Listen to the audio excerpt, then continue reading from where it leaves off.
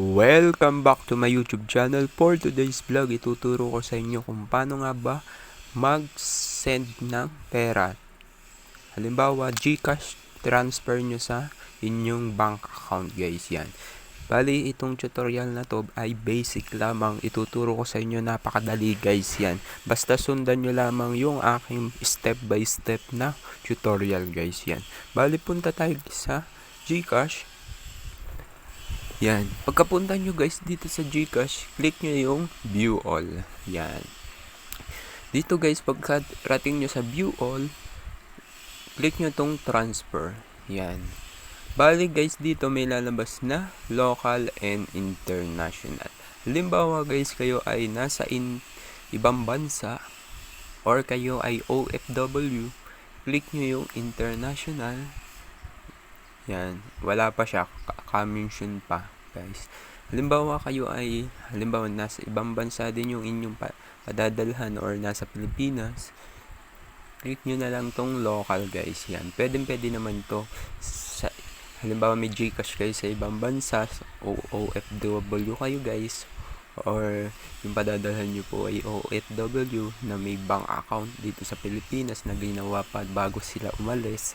Yan, pwede nyo pong isend yung pera sa kanilang bank account, guys. Bali, marami tayo guys ditong bank account. Yan. May BPI, BTO, Metrobank, Landbank, Security Bank, Union Bank, PNB, China Bank, East West, RCBC, PS Bank, AUB, PBCom, yan, DPP, Robinson Bank. Marami pa tayo guys dito. I-view all nyo lamang. Halimbawa wala dito yung inyong bank account, guys. Yan. Wait lang natin guys. Yan. Click nyo ulit natin.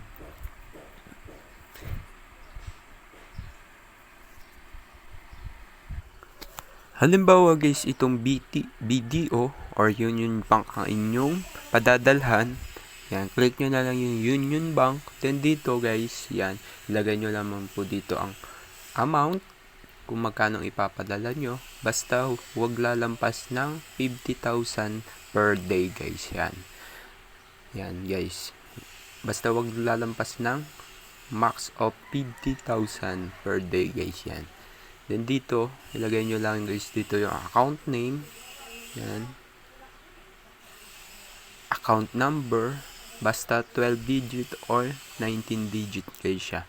Then, dito naman optional, ito yung pagsesendan ng receipt or resibo guys. Yan. Optional naman yan guys, basta meron kayong Google account guys. Yan.